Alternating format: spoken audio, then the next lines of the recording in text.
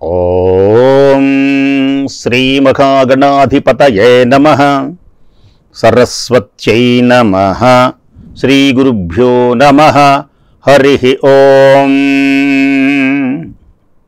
నారాయణం నమస్కృత్య నరం చైవ నరోత్తమం దేవీం సరస్వతీం వ్యాసం తతో జయముదీరయేత్.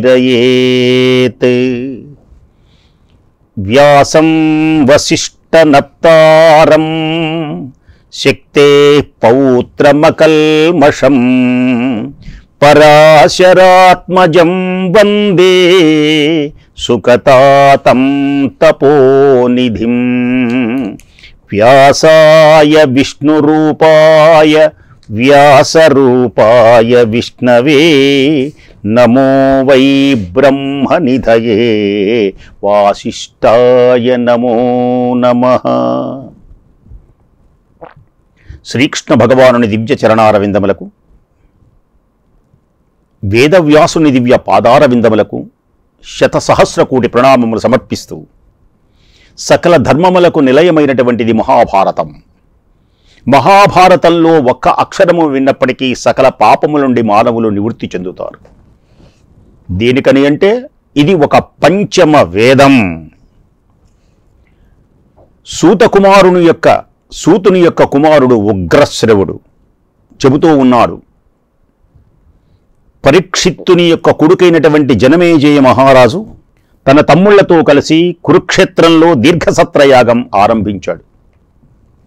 శృతసేనుడు, ఉగ్రసేనుడు, భీమసేనుడు అనేటువంటి ముగ్గురు తమ్ముళ్లను అక్కడ ఉండగా,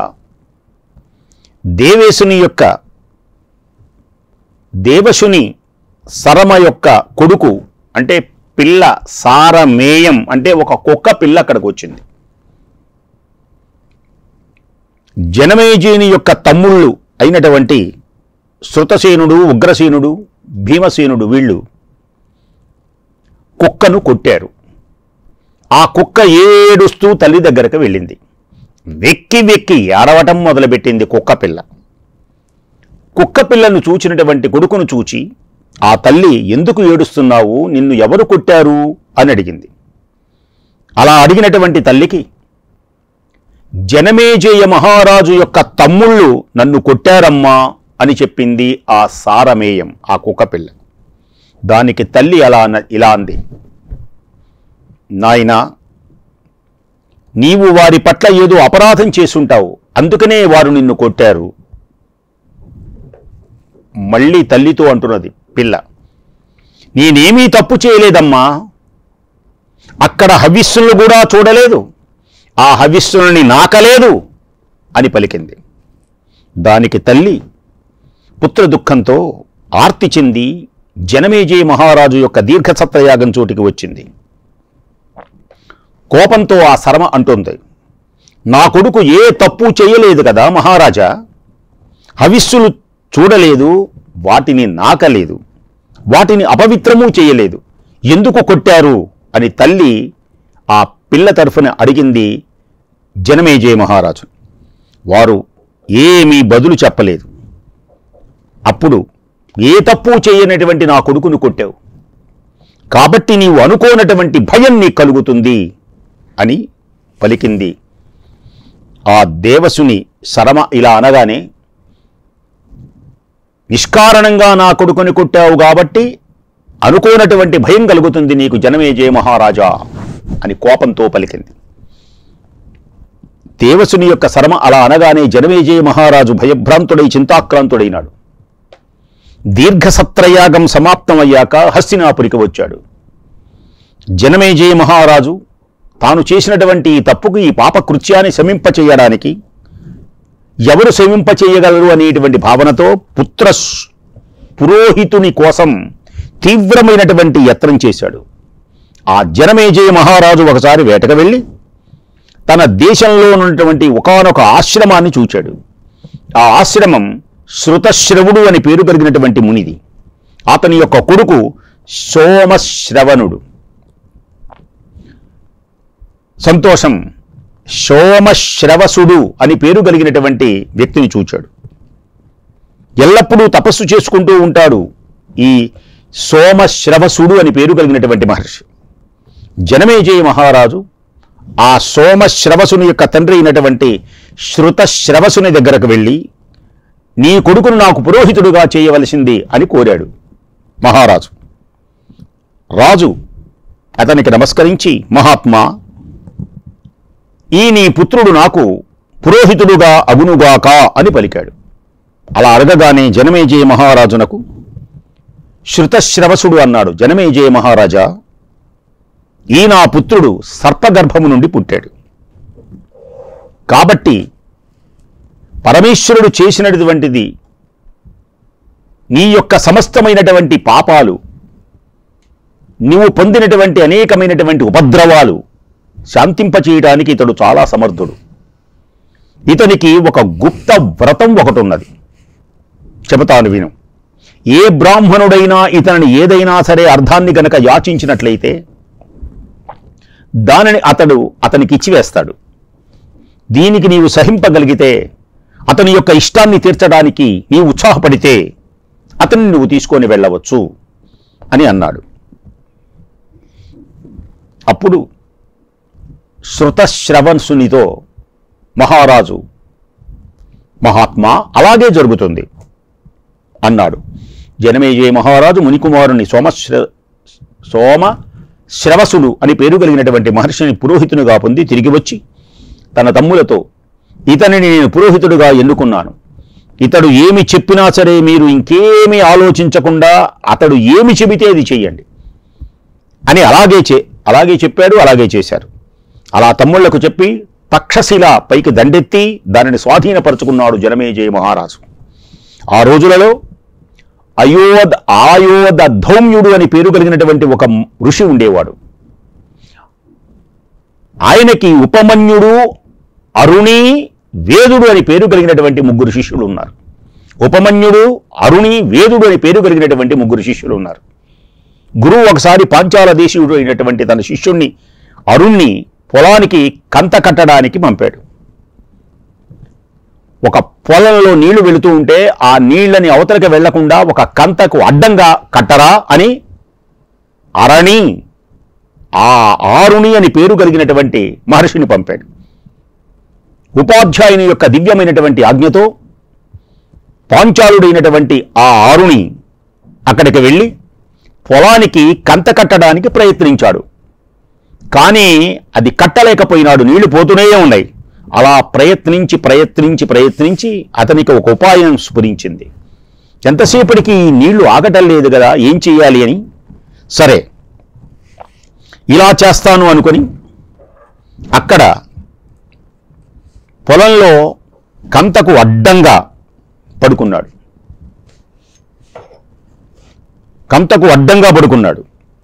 అప్పుడు ఆ నీరంతా నిలిచిపోయింది. ఇలా కొంత సమయం గడిచాక గురువైనటువంటి ఆయోధ ధౌమ్యుడు శిష్యులను చూచి, పాంచాల నివాసి అయినటువంటి ఆరుని ఎక్కడికి వెళ్ళాడు? శిష్యులు అన్నారు, మహాత్మా, మీరే కదా పొలానికి కంత కట్టండి అని పంపించారు అని బదులిచ్చారు. సరే, అలాగైతే మనమందరం కలిసి వెళదాం, ఆ చోటికి వెళదాం అన్నాడు గురువుగారు. గురువుగారు అక్కడికి వెళ్ళి, పాంచాలా ఆరుణి, ఎక్కడున్నావు బిడ్డా, రా అని పిలిచాడు గురువుగారు. గురువుగారు ఎవరంటే ఆయోధ ధౌమ్యుడు పిలిచాడు. ఆ ఆరుణి ఉపాధ్యాయుని యొక్క మాట విని వెంటనే పొలం నుండి లేచి గురువు దగ్గరకు వచ్చాడు. అయ్యా, నేనిక్కడ ఉన్నాను అని పలికాడు. పొలము నుండి ప్రవహించేటువంటి అడ్డుకట్ట వేయటానికి వీలు లేనటువంటి విధంగా మీరు పొలానికి కంత అడ్డంగా ఉండమన్నారు కదా, దానికి వీలు లేకపోయింది. ఎంత వేసినా సరే అడ్డంగా నిలబడుతున్నది. కాబట్టి మట్టినంతా నేను ఆ నీటి ప్రవాహానికి అడ్డంగా పడుకున్నాను, దాని మీద మట్టి వేసుకున్నాను. ఇప్పుడు ఆ మట్టంతా తీసి తొలగించుకొని ఇప్పుడు మీ దగ్గరకు వచ్చాను, మీ పాదాలకు ప్రళమిల్లుతున్నాను. నేను ఏమి చెయ్యాలి, ఆజ్ఞాపించండి అని వినయ విధేయతలతో ఆరుని పలికాడు. ఆరుని ఇలా పలకగానే గురువుగారు, నీవు మట్టిని పెకలించుకొని లేచావు కాబట్టి నీకు ఉద్దాలకుడు అనేటువంటి పేరుతో నీవు ప్రసిద్ధికెక్కుతావు. ఉద్దాలకుడు అనేటువంటి పేరుతో ప్రసిద్ధికెక్కుతావని గురువుగారు చెప్పారు, అనుగ్రహించాడు. నీవు నా మాట కాపాడావు, నా మాట పాటించావు, నీకు శ్రేయస్సును పొందుతావు. సమస్తమైనటువంటి వేదాలు శాస్త్రాలు స్వయంగా నీకు స్ఫురిస్తాయి అని గురువుగారు ఆ ఆరుని ఆశీర్వదించారు. గురువుగారు ఇలా ఆశీర్వదించి పంపగానే అతడు వచ్చినటువంటి చోటుకి, తను నచ్చినటువంటి చోటుకి వెళ్ళిపోయినాడు. ఇక ఆయోధ ధౌమ్యుని యొక్క రెండవ శిష్యుడు ఉపమన్యుడు అనేటువంటి వాడు ఉన్నాడు. ఉపాధ్యాయుల వారు, వత్స ఉపమన్యు, గోవులను కాస్తూ ఉండు అని ఉపమన్యుడిని పంపించాడు. ఉపాధ్యాయుడు చెప్పినట్టుగా అతడు గోవుల్ని కాస్తున్నాడు. పగలంతా ఆవుల్ని కాసి సాయంకాలానికి రాగానే ఇంటికి వచ్చినటువంటి గురువు గారి ఎదుట నిలబడి నమస్కరించాడు. చూచాడు. లావుగా బొద్దుగా ఉన్నటువంటి ఉపమన్యుణ్ణి చూచి గురువుగారు అంటున్నాడు, వత్స ఉపమన్యు, దేనిని నువ్వు తిని జీవిస్తున్నావు? ఇంత బలంగా దృఢంగా ఉన్నావు అన్నాడు. అప్పుడు ఉపాధ్యాయునికి, అయ్యా, నేను భిక్షాటన వృత్తితో నేను జీవిస్తున్నాను అని సమాధానం చెప్పాడు. దానికి గురువుగారు అన్నాడు, నాకు నివేదించకుండా భిక్షాన్నం ఉపయోగించకూడదు అని చెప్పాడు. సరే, ఉపమన్యుడు భిక్ష తెచ్చి గురువు గారికి నివేదించాడు. అతడు తెచ్చినటువంటి భిక్షనంతా గురువే మొత్తం తీసుకోవడం మొదలుపెట్టాడు. సరే అని చెప్పి మళ్ళీ అతడు గోవులను కాయటానికి వెళ్ళాడు. పగలంతా రక్షించి సాయంకాలం కాగానే గురుకులానికి వచ్చి గురువుగారితో నిలబడి మరల నమస్కరించాడు. అయినా సరే అతడు పుష్టిగా లావుగా ఉండడం చూసి, వత్స, నీవు భిక్షాటనం మొత్తం తీసుకొని వచ్చి నాకే ఇస్తున్నావు కదా, నేనే తీసేసుకుంటున్నాను కదా, నీవు దేనితో బ్రతుకుతున్నావు అని అడిగాడు. అలా అడిగినటువంటి గురువుకు ఉపమన్యుడు, మొదట తెచ్చినటువంటి భిక్ష మీరు కోరినట్లుగానే మీకు అర్పించాను, రెండవసారి భిక్ష కోసం వెళ్ళాను, దీనికోసం జీవితమంతా చక్కగా జీవితాన్ని కొనసాగిస్తున్నాను అన్నాడు. మొదట తెచ్చిన భిక్ష నీకు ఇస్తున్నాను, రెండోసారి మాత్రం నేను చేస్తున్నాను, జీవితాన్ని గడుపుతున్నాను అన్నాడు. అది విన్నటువంటి గురువుగారు, ఇది ఇలా చేయటం న్యాయమైనటువంటిది కాదు, శ్రేష్టమైనది కాదు. ఎందుకంటే భిక్షాటన వృత్తి మీదనే జీవించేటువంటి ఇతరులకు వృత్తిని అవరోధాన్ని కలిగించేటువంటి వాడు అవుతావు. ఒకసారి నువ్వు భిక్ష అడిగావు, మళ్ళీ రెండోసారి అడిగితే తర్వాత నీ కోసం భిక్ష అడిగేటువంటి వాడికి పెట్టవలసింది నీకు పెడతారు. వాడికి ఆకలి తీరదు. అలాంటి తప్పు చేస్తున్నావు నువ్వు. ఒక్కసారి భిక్ష అనేటువంటిది ఒక్కసారి అడగాలి, రెండవసారి అడగకూడదు, తెలిసిందా? రెండవసారి భిక్షమెత్తడం తగదు. కాబట్టి అనగానే సరేనన్నాడు ఉపమన్యు. మళ్ళీ గోవులను కాయటం మొదలుపెట్టాడు. అలా వాటిని రక్షించి తిరిగి మళ్ళీ గురుకులానికి వచ్చి గురువుగారితో నిలబడి నమస్కరించాడు. మళ్ళీ అతడు లావుగానే ఉండడం చూసి గురువుగారు అన్నాడు మళ్ళీ, వత్స ఉపమన్యు, నేను భిక్షాన్నమంతా తీసుకుంటున్నాను, రెండవసారి నీవు భిక్షమెత్తడానికి తిరగడం లేదు, అయినా సరే లావుగా ఉన్నావు, ఏమైనా ఎలా మనుగడ సాగిస్తున్నావు, ఏ విధంగా అని గురువుగారు అడిగాడు. అలా అడిగినటువంటి గురువుగారికి, అయ్యా, నేను ఈ ఆవు పాలు ద్రాగి బతుకుతున్నాను అని సమాధానం ఇచ్చాడు. ఆవు పాలు దాగి బతుకుతున్నాను. దానికి గురువు, ఇది న్యాయం కాదు, పాలు ఉపయోగించడానికి నీకు అనుమతి లేదు అని చెప్పి ఉపమన్యుడు గోవులను రక్షించి తిరిగి ఉపాధ్యాయునింటికి వచ్చి గురువు గారి ఎదుట నిలబడ్డాడు. మళ్ళీ పాలు తాగలా, మళ్ళీ వచ్చి నిలబడ్డాడు. మామూలుగా గోవులను కాచాడు, మళ్ళీ వచ్చాడు. ఇంకా అతడు బలంగానే ఉండడం చూసి మళ్ళీ అడుగుతున్నాడు, వత్స ఉపమన్యు, భిక్షాటనం తినడం లేదు, రెండవసారి భిక్ష అడగటం లేదు, పాలు తాగటం లేదు, అయినా సరే బలంగా ఉన్నావు, ఏం తింటున్నావు అని అడిగాడు. గురువుకు, అయ్యా, ఆవు దూడలు తమ తల్లి పొదుగుల దగ్గర పాలు తాగేటప్పుడు నోటి నిండా ఆవు దూడలు పాలు తాగుతూ ఉన్నప్పుడు అలా గుమ్మించినప్పుడు నురుగు అలా నోట్లోంచి అలా దూకుతూ ఉండేది. ఆ నురుగును నేను తాగుతున్నాను స్వామి అన్నాడు. ఆ వినినటువంటి గురువు, ఈ దూడలు చాలా మంచివి, నీ మీద జాలితో ఎక్కువగా నురుగును ఎగజిమ్మి ఉండవచ్చు. అలా చేస్తున్నటువంటి నీవు దూడల యొక్క జీవన వృత్తికి ఆటంకాన్ని కలిగిస్తున్నావు. అవి తాగవలసిన నువ్వు తాగుతున్నావు, కాబట్టి నురుగును కూడా నీవు తాగడానికి వీల్లేదు అన్నాడు గురువుగారు. అలాగే అని చెప్పి మామూలుగా గోవులను తాగడానికి వీల్లేదని, అలాగే అని చెప్పి మళ్ళీ గోవులను కాయటానికి వెళ్ళాడు ఉపమన్యుడు. గురువుగారు వద్దంటే ఉపమన్యుడు భిక్షాటనం చేయి తినలేదు. రెండవసారి భిక్షంతే పోలేదు, పాలు తాగలేదు, పాల నురుగును ఉపయోగించలేదు. ఒకనాడు అడవిలో తిరుగుతూ ఆకలి బాధ ఎక్కువ అవటంతో తట్టుకోలేక జిల్లేడు ఆకులను తిన్నాడు. జిల్లేడు ఆకులు ఎప్పుడైతే తిన్నాడో ఆ ఆకులు కారంగా చేదుగా ఉన్నాయి. బాధ కలిగింది. బాధకు తట్టుకోలేక జిల్లేడు ఆకులు తిన్నాడు. అవి కారంగా, చేదుగా, వగరుగా, గరుకుగా ఉండి కడుపులో మంట రేగినాయి. ఆ ఆకులు తినడం చేత అతనికి కళ్ళు దెబ్బతిన్నాయి. అంధుడైపోయినాడు. గుడ్డివాడై తిరుగుతున్నటువంటి అతడు నూతిలో పడిపోయినాడు. అనంతరం సూర్యుడు అస్తమాద్రికి వెళ్ళిన తరువాత శిష్యుడు ఇంకా రాలేదేమిటి అని గురువుగారు వెతకడం మొదలుపెట్టాడు. శిష్యులతో అందరిని అడిగితే గోవులు కాయటానికి వనానికి వెళ్ళాడన్నాడు. రోజు పనే. వారితో గురువు,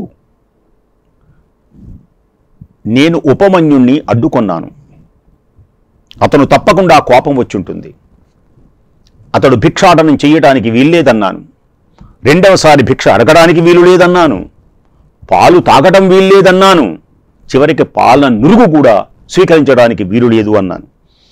నా మీద అతని కోపం వచ్చి ఉంటుంది, ఇంతవరకు రాలేదు, చాలాసేపు అయింది, కాబట్టి వెతకాలి అని శిష్య సమితంగా అడవికి వెళ్ళి అతని పిలవడానికి, ఓ ఉపమన్యు, ఎక్కడున్నావు ఎక్కడున్నావు ఎక్కడున్నావు అని పెద్దగా ఆ అరణ్యంలో వెతకడం మొదలుపెట్టాడు. రానాయనా అని ఎలుగెత్తి అరిచాడు గురువుగారు. గురువు అతని కోపంలో ఎలా పడ్డావు? ఆ మాటలు గురువుగారు ఎక్కడున్నావు అని అడిగితే గురువుగారి యొక్క మాటలు విని బావిలో అంధుడై ఆ జిల్లేడాకులు తిని కళ్ళు పోగొట్టుకొని అంధుడై బావిలో పడినటువంటి ఆ శిష్యుడు, నేనిక్కడ కోపంలో పడిపోయినాను స్వామీ అని పెద్దగా అరిచాడు. గురువు అతన్ని కోపంలో ఎలా పడ్డావు అని అడిగాడు. జిల్లేడాకులు తిని గుడ్డివాడినైనాను, అందువల్ల ఈ కోపంలో పడ్డాను అని మెల్లగా పైకి వచ్చాడు. అప్పుడు గురువు, అశ్వనీ దేవతలను స్తుతించు, వాళ్ళు దేవవైద్యులు, నీకు చూపును కలిగిస్తారు అని చెప్పాడు. అది చెప్పగానే అశ్వనీ దేవతలను ఋగ్వేద మంత్రాలతో స్తోత్రం చేశాడు ఆ ఉపమన్యుడు. మహాభారతంలో ఆది పర్వంలో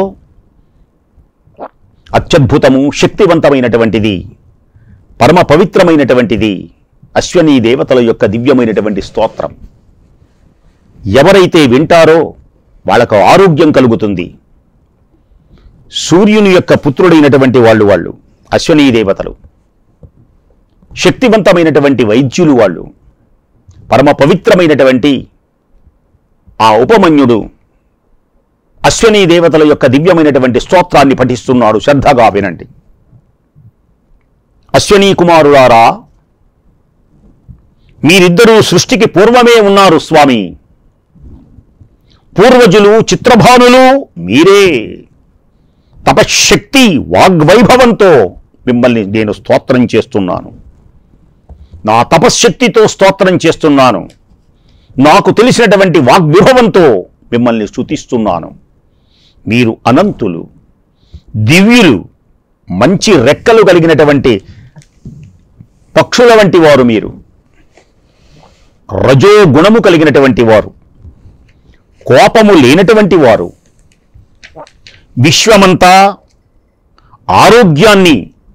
విశ్వమంతా ఆరోగ్యంతో ఉండడానికి ఈ ఆరోగ్యాన్ని విస్తారం చేస్తున్నటువంటి మహానుభావులు మీరు.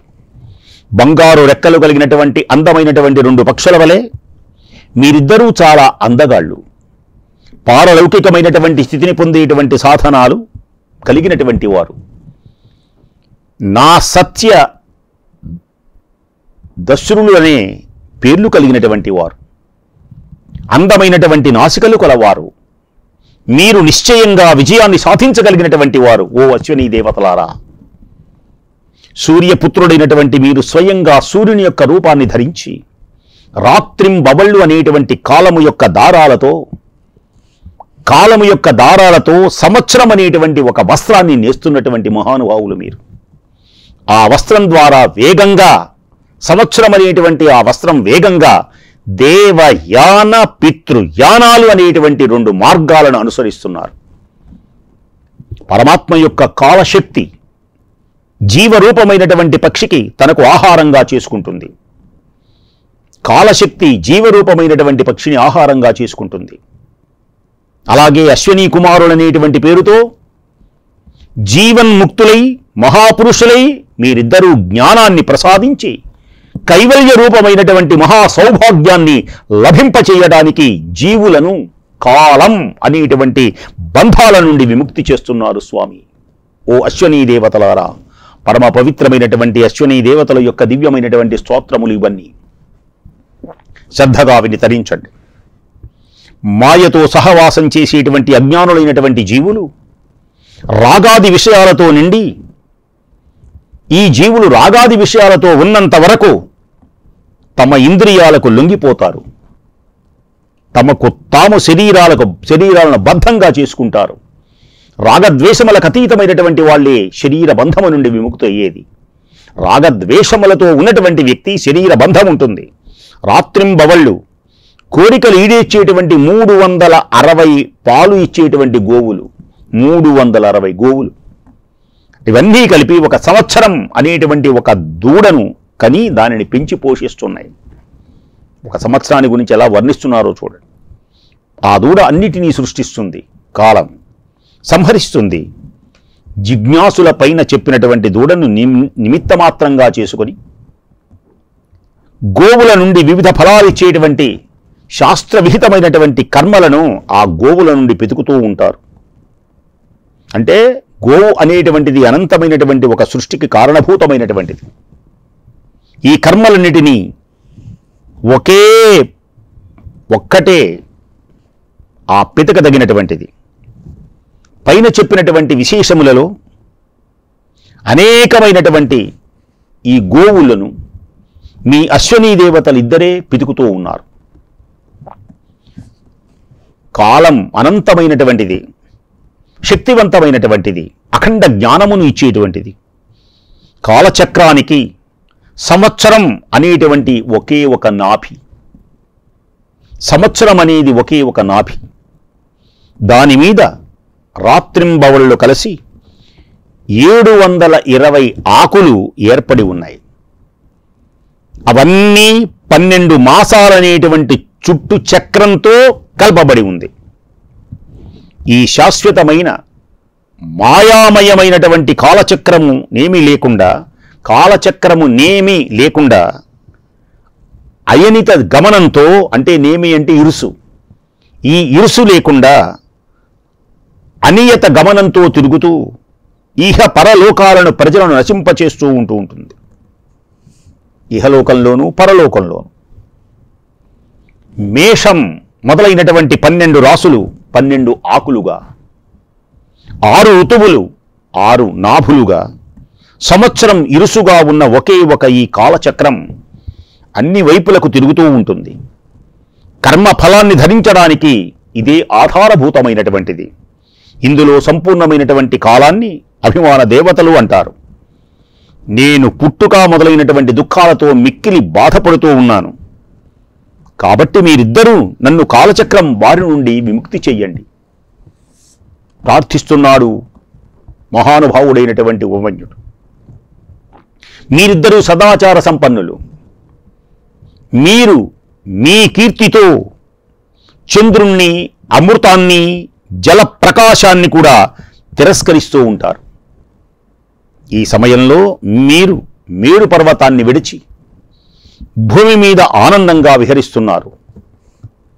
ఆనంద బలాలను వర్షాన్ని కురిపించగానే మీ సోదరుడిద్దరూ దినప్రయాణాన్ని సాగిస్తూ ఉంటారు. ఓ అశ్విని కుమారులారా, అశ్విని దేవతల యొక్క దివ్యమైనటువంటి స్తోత్రం ఇది. ఓ అశ్విని కుమారులారా, మీరిద్దరూ సృష్టి ప్రారంభంలోనే తూర్పు మొదలైనటువంటి దశ దిశలను వెల్లడిస్తూ వాటి గురించి జ్ఞానాన్ని కూడా కలిగించేటువంటి వారు మీరే. ఓ అశ్విని దేవతలారా, ఆ దిక్కుల శిరస్సుపై ఉండేటువంటి అంతరిక్షంలో రథం మీద తిరుగుతూ ఉండేటువంటి వారు మీరే. అత్యద్భుత ఆనంద తరంగాలతో ప్రకాశించే పుణ్య దివ్య మహోన్నతమైనటువంటి రూపముతో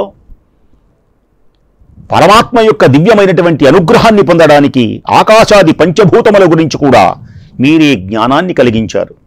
ఆయా దిక్కులలో సూర్య గమనాన్ని చూచి ఋషులు కూడా అనుసరిస్తూ ఉంటారు. ఓ అశ్విని దేవతలారా, దేవతలు మనుష్యులు స్వర్గ మర్త్యలోకాల యొక్క భూమికకు ఉపయోగిస్తూ ఉంటారు. ఈ విశ్వం, సమస్తమైనటువంటి విశ్వం అశ్విని దేవతలను స్తుతిస్తున్నాడు ఉపమన్య మహర్షి. ఓ అశ్విని దేవతలారా, మీరు ఈ సమస్తమైనటువంటి విశ్వాన్ని పోషించడం కోసం ఎన్నో రంగుల వస్తువులను మిళితం చేసి అన్ని రకాల ఔషధాలను తయారు చేస్తూ ఉన్నారు. ఈ లోకంలో, ఈ సృష్టిలో ఇన్ని రంగులు కావడానికి అశ్విని దేవతలే ప్రధాన కారణం చక్కని భారతం వివరిస్తుంది. అలాంటి పుణ్య దివ్య మహోన్నతమైనటువంటి స్తోత్రమును రేపు కూడా విని సకల ఆరోగ్యవంతులై శుభప్రదమై ప్రకాశించెదరుగాక. స్వస్తి.